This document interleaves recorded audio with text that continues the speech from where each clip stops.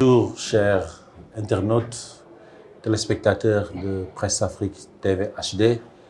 Aujourd'hui, au niveau, à l'honneur de recevoir une éminente personnalité qui a été à l'origine, en tout cas qui a été le président de la commission cellulaire qui a permis la mise en place de la Sénat, la commission autonome, la commission électorale nationale autonome, et qui est aujourd'hui le président du COSC, qui est professeur de droit et de classe exceptionnelle et qui a beaucoup œuvré en tout cas dans la société civile sénégalaise.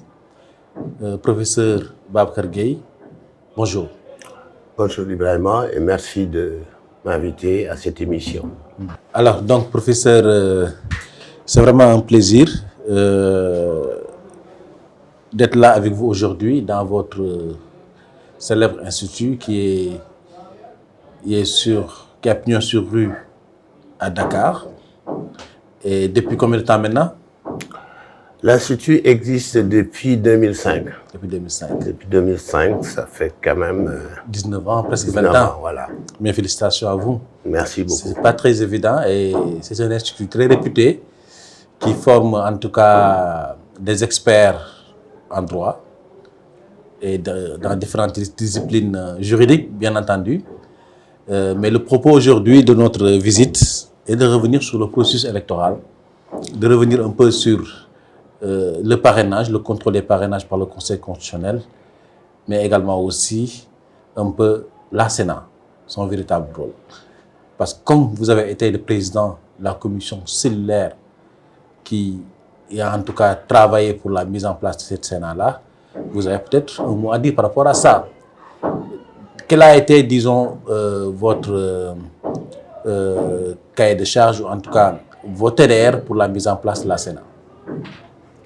Alors, ce qui m'avait été demandé lorsque j'avais été désigné comme président de cette commission cellulaire, c'était d'arriver à faire en sorte que tous les acteurs politiques se mettent d'accord, en tout cas réussissent à avoir un consensus sur les règles qui devaient gouverner la transparence, le contrôle en vue de la transparence des élections.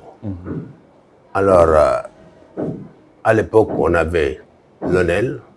L'ONEL avait montré ses limites. Et donc, le président... Et quelles étaient les limites réelles?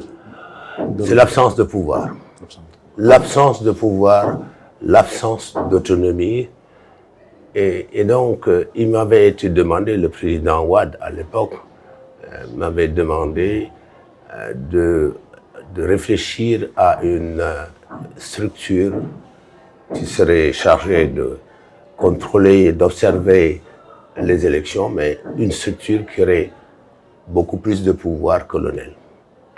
Une structure plus efficace que l'ONEL. D'accord. Et vous avez eu combien de temps?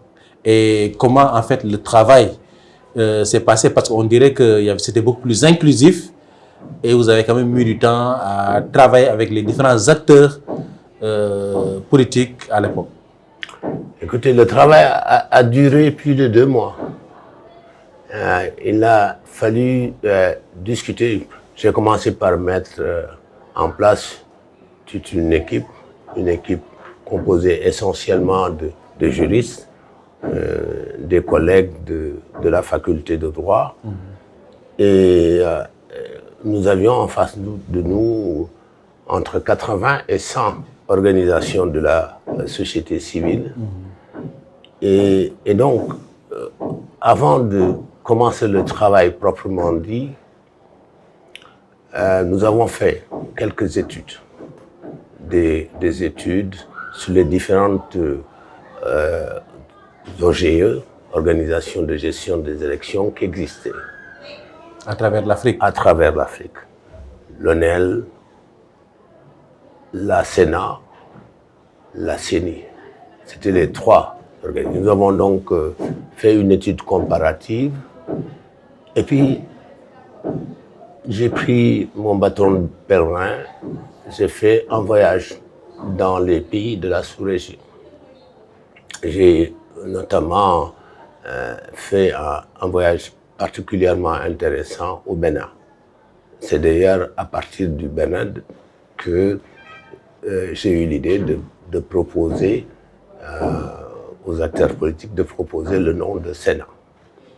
Donc vous avez vraiment les coups de franche parce que vous avez été jusqu'au Bénin, après un modèle qui vous a séduit et vous avez fait cette proposition-là. Cela veut dire que vous n'aviez pas, en tout cas, les mains, disons, liées pour vous limiter, disons, à un champ bien précis. Non, non, je n'avais vraiment pas les mains liées. Le président m'avait donné carte blanche pour essayer de trouver un consensus.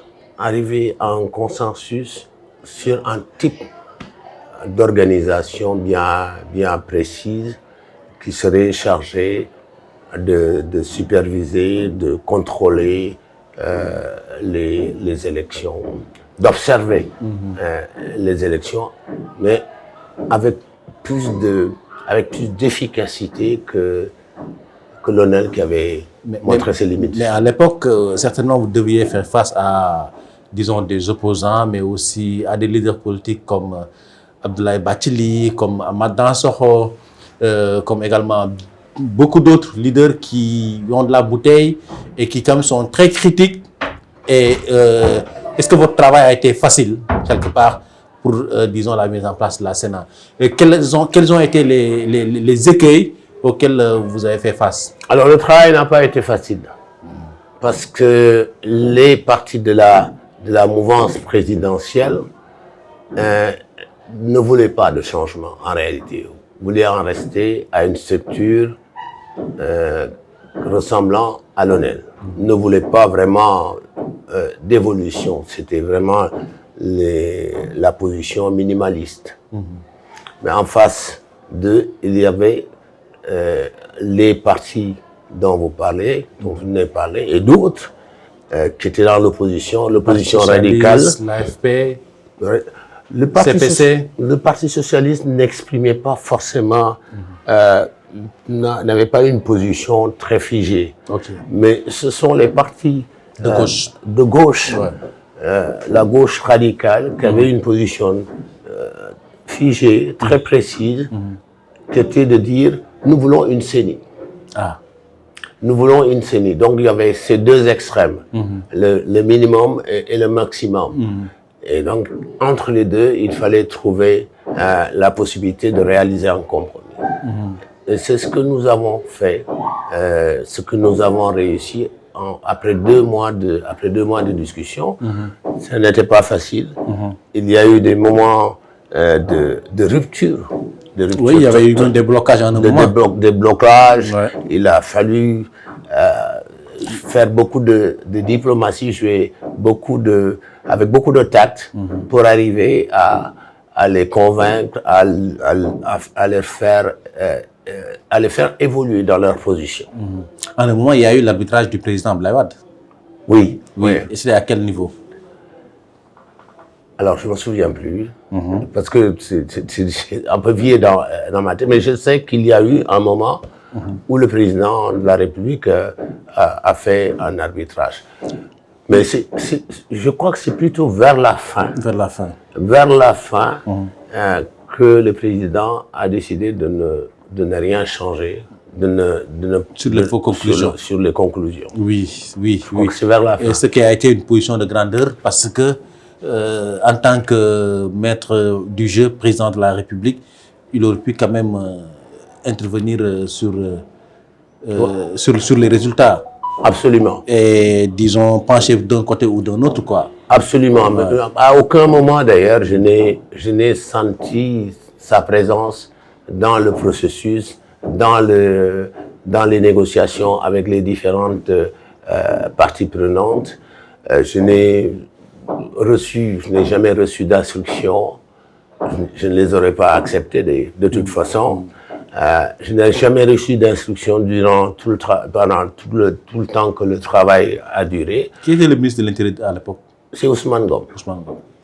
Maître Ousmane Ngom. D'accord. Mais quelles sont les garanties d'impartialité de la Sénat? Avait-elle réellement tous les moyens pour être vraiment un arbitre central? Voilà, lorsque nous avons obtenu justement ce compromis, je me souviens, les partis politiques, il y avait un problème de confiance qui se posait, et les représentants des partis politiques, les plénipotentiaires des partis politiques, m'avaient dit, nous vous demandons vous-même de rédiger la loi. Vous-même, rédiger la loi, parce que ce que nous voulons, c'est avoir réellement une structure une structure efficace, peut-être pas une CENI, parce que ceux qui avaient la position les plus tranchées ont accepté de faire cette concession-là, mais nous voulons quand même une structure efficace qui ait un réel pouvoir, un pouvoir d'adresser des injonctions aux autorités administratives chargées de l'organisation des élections, un pouvoir également de substitution dans le cas où ces autorités étaient défaillantes ou refusaient de déférer aux injonctions de la Sénat. Si vous aviez à faire le bilan de la Sénat, ça serait quoi aujourd'hui? Parce que ça fait quand même maintenant 20 ans que le Sénat est là. Ouais. Je crois que je suis un peu déçu par la Sénat. Elle a montré quelques velléités au début, mais là, après le départ du juge Touré, eh bien, on n'a plus senti véritablement la présence de la Sénat. On l'a plus senti véritablement efficace, véritablement capable de faire des injonctions. Je crois que les seuls moments où la Sénat a montré sa velléité d'observer avec autorité le processus électoral, c'était à l'occasion de l'affaire de Ndindi. Oui. De l'affaire de Ndindi. Mais après ça, la structure s'est endormie. L'affaire de Ndindi, vous pouvez revenir sur ça? Vous vous rappelez de ça? Oui, je me rappelle un peu de Ndindi. Je crois que c'est une liste électorale qui avait été déposée hors du temps. Hors du délai. Hors délai. Et donc, la Sénat avait refusé, mais l'administration avait accepté de prendre cette liste-là, d'inscrire cette liste-là, mais la Sénat s'y était opposée. Et la Sénat avait demandé au ministère de l'Intérieur de retirer cette liste-là. Le ministère de l'Intérieur a refusé. Et il y a eu un moment, un litige, un bras de fer entre la Sénat et le ministère de l'Intérieur. Et finalement, c'est allé jusque devant la Cour suprême. Ouais. Mais c'est là où on attend, bien entendu, la Sénat. Et donc, quelque part, est-ce qu'on peut dire aujourd'hui que l'actuel Sénat est un organe de compromission? C'est pas vraiment un organe de compromission, c'est juste un organe qui aurait pu être efficace, présent à tous les stades du processus électoral, mais qui ne l'est plus. Mais je crois que, au fond, la Sénat, on lui a coupé l'herbe sous les pieds, en quelque sorte. Comment ça? Dès le départ. Parce que dès le départ, le président Wade a violé les dispositions de la loi. Les premières nominations n'ont pas été précédées par de véritables consultations. Parce que le texte prévoit que les membres de la Sénat doivent être désignés après consultation des corps auxquels ils appartiennent. Et donc la première entorse a débuté là. Parce que le président a choisi délibérément ces hommes à lui, ceux qu'il voulait qu'ils soient dans le... Alors que le texte prévoyait une compétence liée du président de la République. Donc le président de la République devait choisir, doit toujours choisir sur une short list de 3 personnes désignées, proposées par leur corps d'origine. Il doit en choisir, voilà, il doit choisir les membres parmi ces 3 personnes-là. Malheureusement, cette règle n'a jamais été appliquée par le président Wade, ni par son successeur d'ailleurs. Ouais, malheureusement. Donc c'est en fait quelque chose qu'on peut reprocher au président Wade et que son successeur a perpétué. Et d'ailleurs, normalement, les membres de la Sénat sont nommés pour 6 ans non renouvelables. C'est ça.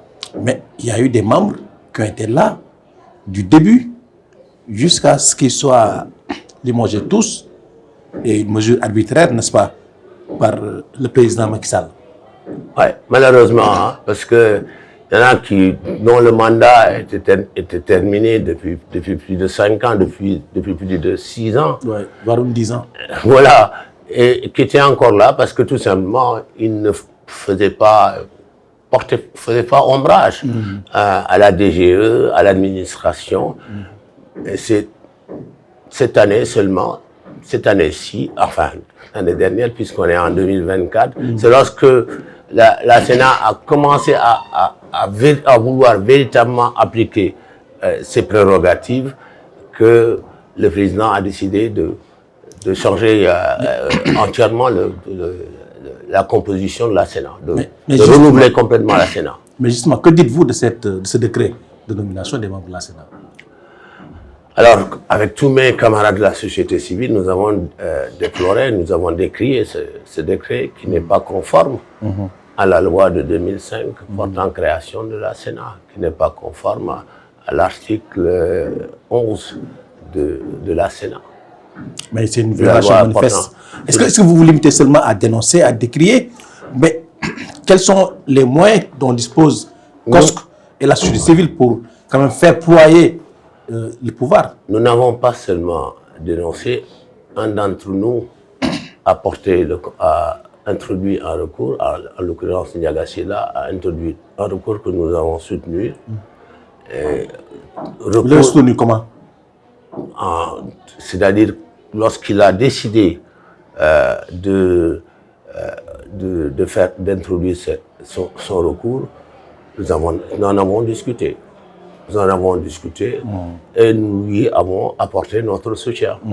Voilà. Ce n'était pas la peine que toute la société civile fasse ce recours-là. Une personne suffisait. Et donc, cette personne, c'est Ndiaga Sylla, qui a exprimé tout de suite le désir d'introduire ce recours, de faire ce recours. Et nous l'avons soutenu. Mais il a été débouté par la Cour suprême. Pensez-vous que c'est normal? Parce qu'il est électeur. C'est une question d'interprétation. C'est une question d'interprétation. Je crois qu'il était dans son bon droit d'introduire ce recours, mais malheureusement, la Cour suprême ne l'a pas suivi et il lui a opposé donc le défaut d'intérêt à agir. On lui a dit qu'il n'avait pas intérêt à agir en tant qu'électeur. Alors, comme si l'électeur était moins important que le candidat. L'électeur a un rôle, joue le même rôle parce que c'est l'électeur qui choisit le candidat, qui va choisir qui va désigner le président de la République. Je trouve cette décision assez curieuse. Mais n'avez-vous pas quand même quelques suspicions ou quelques réserves par rapport au travail de la Cour suprême qui, depuis quelque temps, quand même, nous a habitués vraiment à des coups de Jarnac, vraiment à des décisions qui vraiment sont, disons, qui vraiment laissent à désirer, quoi? Laisse à désirer, peut-être pas, mais j'avoue que je suis parfois surpris en tant que juriste, par les décisions qui sont prises par la Cour suprême, surtout ces derniers temps. Mais auparavant, il y a 1 an, 2 ans, personne n'avait à se plaindre des décisions qui étaient prises par la Cour suprême. Mais depuis quelque temps, c'est vrai qu'on peut se poser des questions. Mais en tant qu'agrégé de droit, professeur émérite, vous avez peut-être un mot à dire par rapport à ça. Parce que la Cour suprême est là pour rétablir le droit.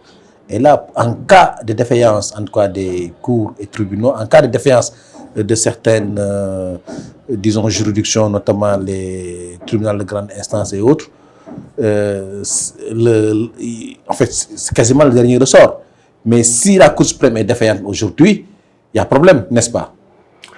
Écoutez, je ne vais pas aller aussi loin que vous, parce que je suis quand même un juriste et je suis quand même professeur. Je m'interdis, Professeur agrégé. Si vous voulez, je m'interdis de porter des critiques à une structure qui est chargée de rendre la justice. Même si je suis parfois un peu déçu par les décisions qui sont prises. Je suis obligé quand même de les accepter en tant que citoyen, en tant que juriste, finalement de les accepter, même si, comme je viens de le dire, il y a beaucoup de choses à dire, en tout cas sur les dernières décisions qui ont été prises par la Cour suprême, parce que la Cour suprême, c'est quand même une juridiction, une des plus hautes juridictions de ce pays. Et c'est une des juridictions qui se dresse un peu comme rempart contre tout arbitraire lorsque la démocratie est malmenée. Ce sont ces juridictions, ce type de juridictions qui interviennent, qui se dressent comme rempart. Et j'ai l'impression que cette fonction essentielle que devrait jouer la justice, cette fonction est un peu négligée en ce moment. D'accord, mais professeur, ne pensez-vous pas quelque part aussi que ce type de réaction, mais surtout de réserve de votre part, ont aujourd'hui, disons, favorisé, disons, le climat que nous vivons? Parce que parfois les décisions de la Cour suprême sont contestées, l'administration se comporte comme si elle a, disons, un droit de vie et de mort sur tout le processus et peut se permettre tout ce qu'il veut. La Sénat qui tente de réagir, tous les membres sont virés. Est-ce que si la société civile était vraiment ce qu'elle était au départ sous Wade, est-ce qu'on aurait pu espérer en tout cas un contexte pareil? Écoutez, il faut savoir qu'on est quand même dans un état de droit, en tout cas dans un état supposé comme tel. Oui, supposé comme tel. Et donc, les décisions de justice qui sont adoptées sont des décisions qui s'imposent, qui s'appliquent à tous. On ne peut pas sortir dans la rue, faire des manifestations pour nous opposer à une décision qui a été prise par la justice. Donc c'est difficile pour nous, en tout cas en tant qu'organisation de la société civile, qui nous inscrivons dans le cadre de l'état de droit, pour nous de manifester contre les décisions. En revanche, ce que nous pouvons faire, c'est faire des propositions pour modifier les choses, pour changer les choses. Je pense que nous l'avons fait à plusieurs reprises. Nous avons réclamé que le Conseil supérieur de la magistrature soit complètement refondu, réformé, que le président de la République n'en fasse plus partie, que le ministre de la Justice n'en fasse plus partie, et que le Conseil supérieur de la magistrature ne soit pas composé que par des magistrats. Vous avez été écouté? Malheureusement, non. Mais c'est notre position, nous, de dire, voilà, il faut en faire, non pas un conseil supérieur de la magistrature, mais un conseil supérieur, plutôt un conseil supérieur de la justice. C'est-à-dire que tous ceux qui interviennent dans le cadre de la justice doivent être membres de ce conseil supérieur. Et je crois qu'il faut couper le cordon ombilical entre le conseil supérieur et le pouvoir exécutif. Et vous pensez que ça c'est possible au Sénégal? Absolument. Même avec un autre pouvoir qui arrive? Absolument. Absolument. Il y a des pays qui sont arrivés à le faire. pourquoi pas le Sénégal? Au Sénégal, nous avons quand même une tradition de démocratie et de conscience, de développement politique qui nous permet d'avoir ce genre de système. Mais professeur, pensez-vous avec, disons, les attitudes cavalières, ou en tout cas les décisions cavalières du pouvoir, en fait, de l'administration et les décisions de justice dernièrement qu'on a connues avec la Cour suprême et même avec le Conseil constitutionnel, que ça puisse permettre de pacifier le climat politique, que cela puisse en tout cas, disons, que cela n'interfère pas négativement dans le scrutin du 25 février prochain? Non, il faut souhaiter que non. Il faut souhaiter, mais c'est vrai que nous avons quand même quelques inquiétudes. Nous avons quelques inquiétudes, nous avons des réserves vis-à-vis de tout ce qui s'est fait ces derniers temps. Et nous craignons, nous pouvons craindre effectivement que ces différentes décisions puissent avoir quelques répercussions sur le caractère pacifique du scrutin.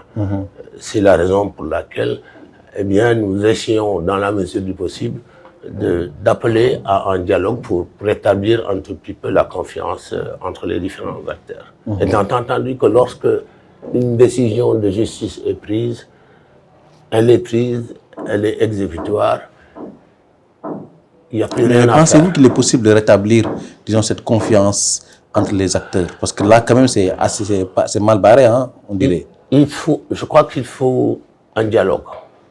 Il faut aller vers un dialogue entre les différents acteurs, en tout cas sur ce qui reste du processus, que au moins sur ce qui reste du processus, que les acteurs puissent avoir un compromis, notamment sur le fichier électoral. L'audit du fichier. Voilà, faire un audit de certification du fichier électoral avant d'aller à l'élection. Et sur tout ce qui concerne, en tout cas, le fichier, qu'on puisse avoir un dialogue avant d'aller à l'élection, parce que c'est le fichier qui pose problème.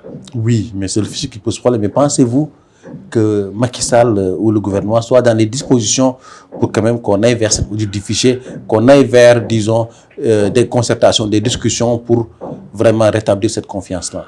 Écoutez, si on veut rétablir la confiance, mais il faut accepter de faire des concessions. Et il faut savoir si l'on veut aller vers un processus pacifique ou pas. Si on veut aller vers un processus pacifique, eh bien, le bon sens voudrait que, au moins, sur ce fichier qui a posé problème à l'occasion du parrainage, qu'on puisse se mettre d'accord, qu'on puisse avoir un compromis, un minimum de consensus pour rétablir la confiance. Parce que c'est la confiance qui est à la base de l'élection. L'élection est déterminée. Vous pouvez avoir un mauvais texte, mais si les acteurs ont confiance dans ce texte-là, eh bien, vous êtes sûr que vous aurez une élection paisible, une élection pacifique. Mais en tant que président du COSC, avez-vous un plan d'action pour ramener en tout cas les différents acteurs autour de la table? Pensez-vous que ça puisse être possible à quelques jours de la présidentielle, de l'ouverture de la campagne, de ramener tout le monde autour de la table? À tout moment, il est possible de dialoguer. Je me souviens en 2000, lorsque le président Ouad a dit « je ne vote pas avec les cartes israéliennes tant qu'un audit n'aura pas été fait du fichier électoral ». On a fait, en l'espace de 15 jours, on a fait l'audit du fichier électoral. Et je me souviens, c'est le président Abdou Diouf qui nous avait donné un hélicoptère pour aller distribuer, donner des nouvelles fiches, la nouvelle carte électorale. C'était possible. Si on le veut, si on le veut vraiment, s'il y a une réelle volonté, et la sincérité qu'il faut, il est encore possible d'aller vers un dialogue et de corriger ce qu'on peut encore corriger. Ce qui peut permettre d'aller à une élection pacifique. Une autre mesure qui pourrait peut-être rassénérer, rendre le climat social moins tendu, serait de libérer les prisonniers, les détenus politiques, les détenus d'opinion. Si on arrivait à les libérer avant le scrutin, eh bien, on contribuerait fortement à faire baisser la tension. Et vous pensez que c'est possible? Vous pensez que Macky va accepter cela? Non, je ne pense rien. Vous suggérez? Je suggère simplement. D'accord. Maintenant, c'est à lui de prendre la décision. Mais si on veut réellement ramener le calme, faire baisser la tension politique au Sénégal, il y a des leviers sur lesquels on peut s'appuyer, et la libération de ces Mais est-ce détenus d'opinion, la société civile travaille sincèrement pour ça? Et est-ce qu'il y a eu en tout cas des pas qui ont été posés pour vraiment ramener les différentes parties autour de la table? Parce que aussi, il ne suffit pas de le dire, mais il suffit aussi de poser des actes pour ça. Qu'est-ce que, en tout cas, le COSC ou les membres de la société civile ont fait réellement pour ramener tout le monde autour de la table? Là, ces derniers temps... Qu'est-ce qu'il faut faire? Parce que si ce n'est pas encore fait, est-ce que vraiment vous avez travaillé sur un plan d'action par rapport à ça? Nous sommes en train nous avons mis en place une structure, un comité de facilitation qui a, vous l'avez vu, rendu public un communiqué récemment, il y a 2 jours. Le COSC fait partie de ce comité. Et nous qui s'appelle comment? Comité de facilitation, qui est beaucoup plus large que le COSC, qui va au-delà du COSC. Et nous devons nous réunir cette semaine à nouveau pour voir quelle stratégie adopter, comment essayer d'amener les uns et les autres à accepter le débat politique, à accepter en tout cas le dialogue politique pour essayer de sortir de l'ornière où nous nous trouvons en ce moment. Et quelles sont vos espérances pour la réussite de cette mission-là? Est-ce qu'il y a réellement espoir pour la réussite de cette mission, compte tenu des crispations des différents camps? Écoutez, je ne peux pas préjuger de ce qu'on aura comme conséquence, mais je sais simplement qu'il arrive un moment où les partis en litige, en conflit, en contentieux, acceptent de bonne grâce une médiation.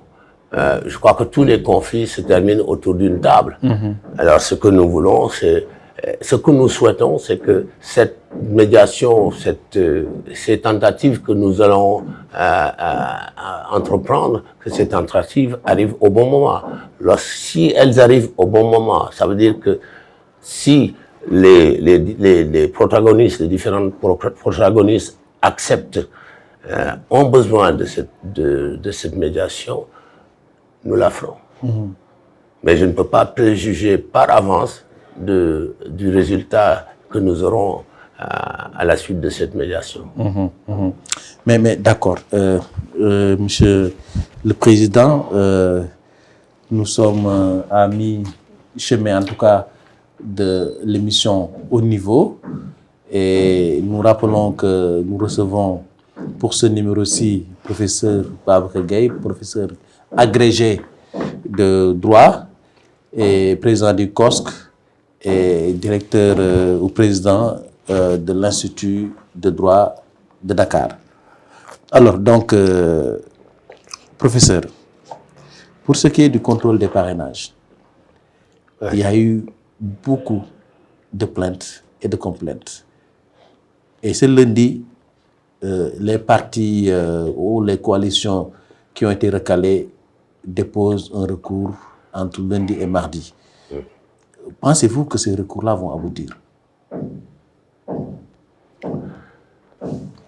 Si ces recours sont bien fondés en droit, il n'y a pas de raison qu'ils ne débouchent pas, qu'ils n'aboutissent pas à un résultat positif. S'ils sont bien fondés en droit. Voilà. Il n'y a pas de raison. Ça ne veut pas dire non plus dire que elles sont rejetées. Si elles sont rejetées, c'est parce qu'elles ne sont pas fondées. Mais en tout cas, je pars d'un préjugé favorable à l'égard du Conseil constitutionnel en disant que, eh bien, si ces recours sont bien fondés, bien argumentés en droit, eh bien, normalement, elles doivent pouvoir être acceptées. Et comment jugez-vous le travail du Conseil constitutionnel par rapport au traitement des parrainages? Je crois que le travail constitutionnel, on l'a mis dans une situation difficile. Comment? On l'a mis dans une situation difficile. Au Conseil constitutionnel, nous avons des magistrats et on lui demande de faire un travail de technicien, de contrôle des parrainages. Le Conseil constitutionnel n'a pas à contrôler des parrainages. Le Conseil constitutionnel, c'est le juge électoral. Que le Conseil constitutionnel juge, rende ses décisions d'un point de vue strictement juridique, très bien, mais un contrôle de parrainage, je crois qu'on aurait dû confier cette tâche à une autre structure. Comme la Sénat, par exemple. Comme la Sénat. Parce que ce travail qu'on a confié au Conseil constitutionnel et qui est imparfait, parce que le Conseil constitutionnel n'est pas une organisation composée de techniciens, c'est un travail de techniciens. Des erreurs ont été commises et ces erreurs rejaillissent sur le travail et sur la réputation, sur la crédibilité du Conseil constitutionnel, qui est quand même une des structures de la justice, une des structures les plus prestigieuses. Moi, je trouve ça désolant et je crois qu'il va falloir, après cette élection-ci, faire une réforme, libérer totalement le Conseil constitutionnel de cette charge qui incombe plutôt à des techniciens. Ouais, ça, quand même, c'est un avis vraiment partagé. Mais en fait, moi, la question que je me pose, c'est qu'en 2019, il y avait le parrainage, le contrôle des parrainages. Et pourquoi, en fait, ils n'ont pas tiré leçon des sessions de 2019? Parce que quand même, en 2019 aussi, il y avait beaucoup de couacs, il y avait beaucoup de problèmes. Et donc, c'était l'occasion de revenir, de faire le bilan et de se dire, voilà ce qu'il faut faire pour 2024, avant d'en arriver à 2024. Mais qu'est-ce qui s'est passé? Pas de volonté politique. À la base de toutes les décisions, il y a la volonté politique. On vise un objectif bien précis. On n'a pas voulu confier cette tâche à une autre structure. Eh bien, on l'a à nouveau confié au Conseil constitutionnel, dont on sait pertinemment qu'il n'a pas les compétences nécessaires et qu'il a besoin plutôt de rendre des décisions sur ce qu'il sait faire et voilà, sur ce qu'il sait faire. Mais malheureusement, on lui demande de faire un travail de technicien, ce qui a pour conséquence de décrédibiliser cette structure qui normalement est une structure prestigieuse. Ouais. Mais pourquoi aussi la jurisprudence Sangaré n'a pas été appliquée à Ousmane Sonko, qui y a quand même l'imputance, mais qui n'a pas pu avoir d'attestation et disons, il a été recalé par, disons, faute d'attestation.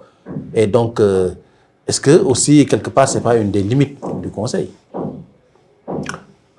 Ce n'est pas vraiment une limite du Conseil. Parce que la Commission, son rôle, c'était de vérifier que toutes les pièces étaient là, qu'il n'y avait pas de pièces manquantes. Parce qu'il y a encore la possibilité de faire un recours. Et je crois que les avocats d'Ousmane Sonko vont introduire un recours. C'est à l'occasion de ce recours-là qu'ils vont vraiment argumenter et le Conseil sera obligé d'examiner au fond cette question-là. Donc, il n'est pas trop tard. Il n'est pas trop tard. Il n'est pas trop tard pour que un changement intervienne, pour que le président Ousmane Sonko puisse être accepté parmi les candidats, puisse devenir le 22e candidat. En tout cas, ce recours existe en droit si la requête est bien argumenté, eh bien, il n'y a pas de raison pour que cette candidature ne soit pas... Vous avez raison d'évoquer la jurisprudence Sankaré de 2018 et celle de 2017, là récemment, eh bien, par ce même Conseil constitutionnel. Donc, il n'y a pas de raison pour que cette candidature ne soit pas acceptée si le recours est bien introduit dans les règles de l'art et si le contenu du recours est bien argumenté. Et pour le cas de Karim Wade, il y a une polémique sur sa nationalité française. Et pourquoi le Conseil constitutionnel n'a pas, disons, vidé cela? Parce qu'on parle d'une exclusivité, d'une nationalité exclusivement sénégalaise. Alors, ça fait partie quand même des pièces. Pourquoi le Conseil constitutionnel n'a pas, disons, cherché à savoir si réellement il y a une double nationalité de Karim Wade ou pas? Surtout que depuis le début, les gens en parlent. Est-ce que c'est le rôle du Conseil constitutionnel de le faire? Parce que le Conseil constitutionnel a déjà bien assez à faire. Avoir 93 candidatures, vérifier les parrainages, ensuite recevoir les requêtes, les traiter dans le laps de temps qui reste, parce que n'oubliez pas que c'est le 20 que les candidatures définitives doivent être rendues publiques. Eh bien, c'est pas évident que le Conseil constitutionnel puisse faire ce travail-là. Et puis, de toute façon, la loi est assez laconique sur cette question. On nous dit simplement que le candidat doit être exclusivement de nationalité sénégalaise. Qui est chargé de vérifier le caractère exclusif de la nationalité sénégalaise? A priori, on croit sur parole à ce qu'il dit. Maintenant, à charge normalement pour celui qui, d'après moi, l'interprétation que je fais, c'est à charge de celui qui conteste le caractère exclusif de cette nationalité d'apporter la preuve à condition qu'on ait intérêt à agir. À condition qu'on ait intérêt à agir. À condition qu'on ait intérêt à agir. Donc on peut dire que quelque part, Thierno Alassane Sall n'a pas intérêt à agir ou bien? Ah si, il est candidat. Ah, il est candidat. Il est candidat. Il a le droit de contester la candidature d'un autre candidat. D'accord, d'accord. Il a le droit de le faire. Maintenant, c'est vrai que le code électoral ou la Constitution, c'est ça, est laconique sur ce point-là. Il n'y a pas eu d'actes subséquents permettant de déterminer comment on peut contester, qui est habilité à contester le caractère exclusif de la candidature.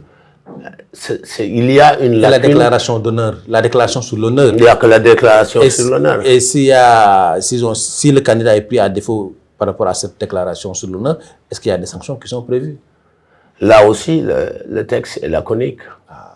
On n'a pas prévu explicitement une sanction a posteriori.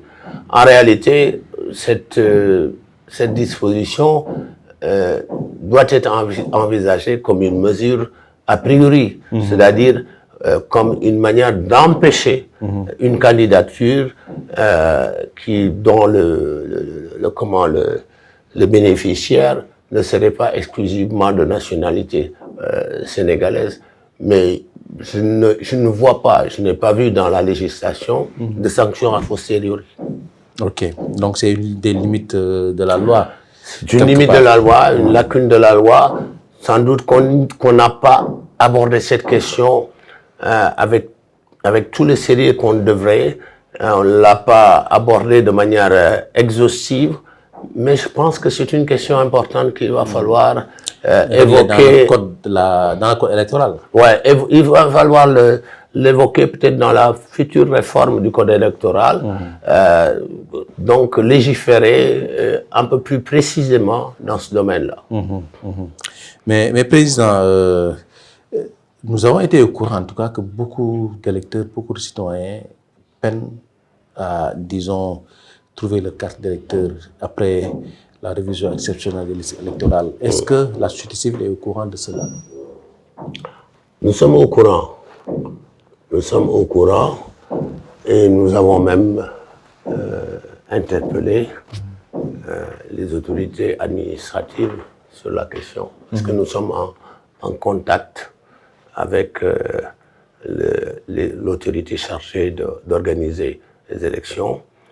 Et nous l'avons également interpellé sur la distribution des cartes d'électeurs. Parce qu'à un moment donné, on a suspecté la DGE de distribuer en catimini les cartes d'électeurs. Et en réalité, il y a une disposition du code électoral qui permet de distribuer à tout moment les cartes d'électeurs. Et je crois que, mais le problème se pose effectivement pour les personnes qui vont chercher leur carte d'électeur et qui ne les trouvent pas. Qui ne les trouvent pas. C'est pas la première fois que ça se produit. Cela s'était déjà produit en 2019. Et je crois que si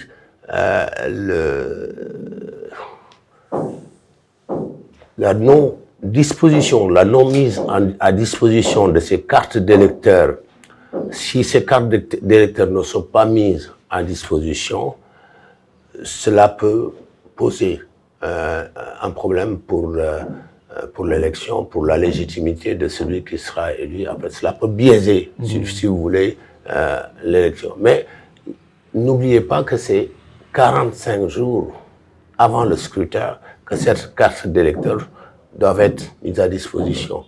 Donc, l'administration n'était pas obligée. Je ne sais pas combien de jours il reste maintenant pour l'élection. Il reste moins de 50 jours. Il reste moins de 55 jours. Mais le texte prévoit que 45 jours, au moins, avant le scrutin, les cartes d'électeurs doivent commencer au moins à être distribuées. Non, il reste moins de 40 jours. Moins de 40 jours. Il reste moins de 40 jours. Là vraiment, il n'y a pas de raison.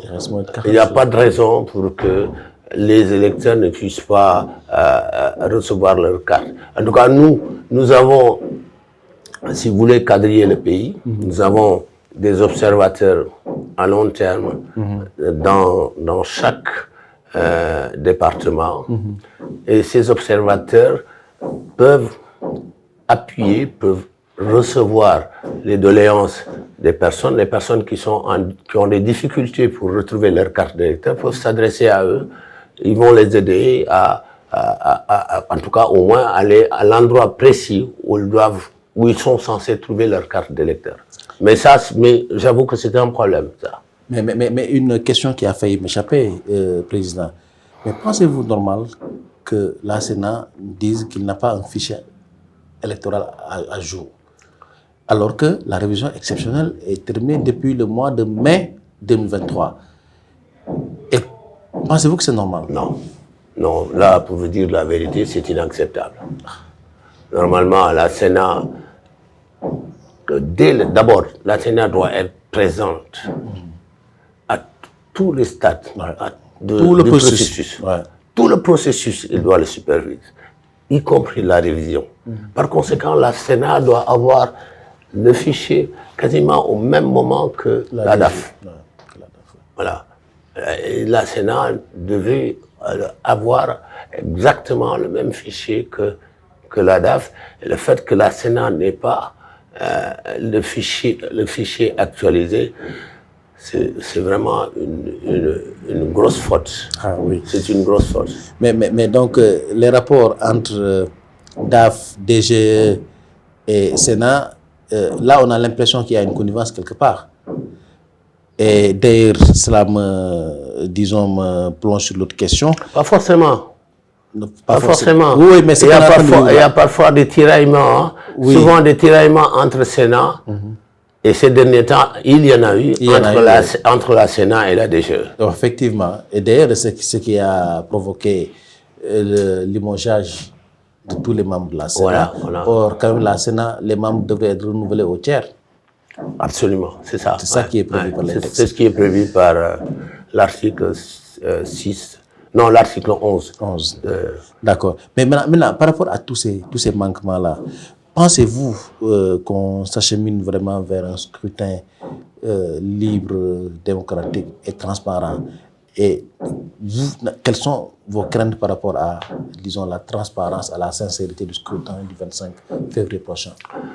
Écoutez, c'est la raison pour laquelle nous avons mis en place ce comité-là avec plusieurs structures qui sont là-dedans et que nous avons décidé d'appeler à un dialogue. Nous allons rencontrer les différentes parties, les différents protagonistes pour leur demander de créer les conditions d'une confiance retrouvée dans le processus électoral.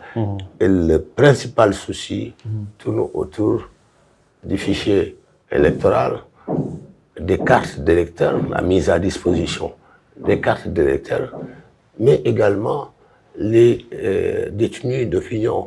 Parce que le fait de libérer les détenus d'opinion, ceux qui sont retenus parce qu'ils ont fait une manifestation. On poste sur Facebook ou un statut WhatsApp. Voilà, c'est ça. Et ces détenus, tous ces détenus, y compris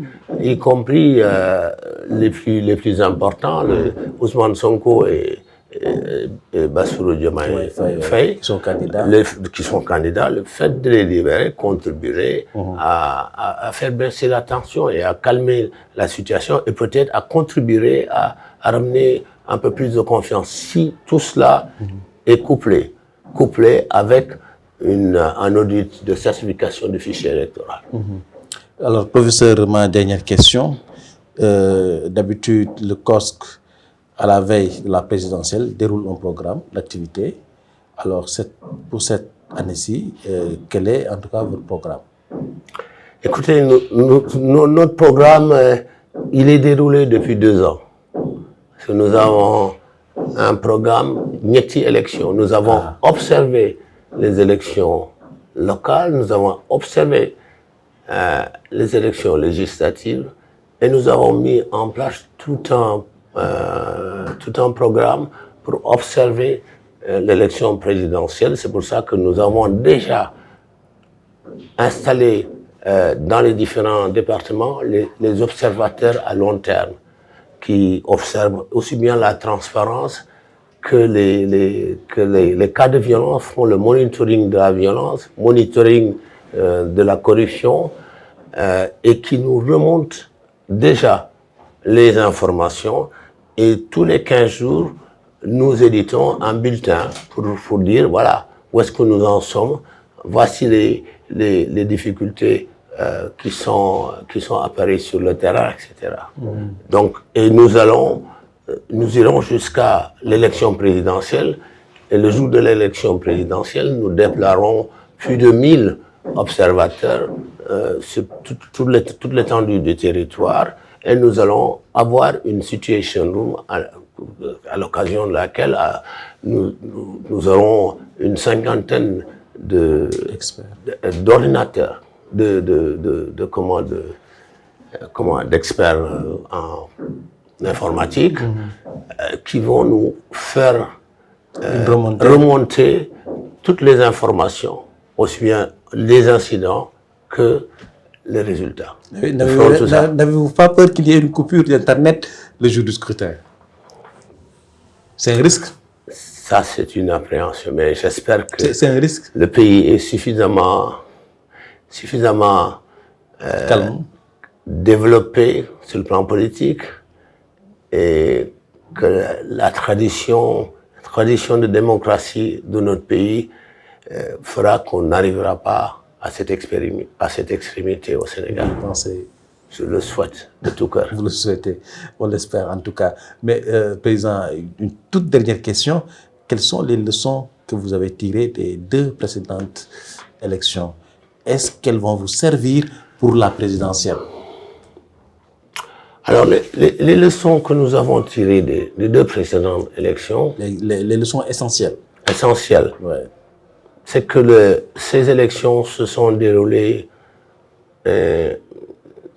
dans le calme, tout de même, avec un fichier électoral dans l'ensemble fiable.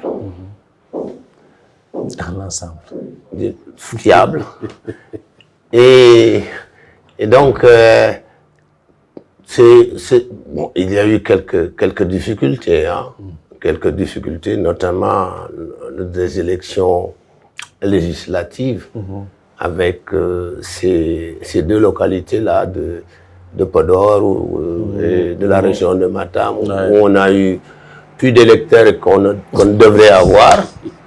Mais tout de même, tout cela n'a pas permis de remettre en cause la sincérité du scrutin. Maintenant, il faut faire en sorte que le même fichier qui a été utilisé pour les législatives soit à nouveau utilisé pour l'élection présidentielle. Avec une mise à jour. Avec la mise à jour, que ce soit le même fichier.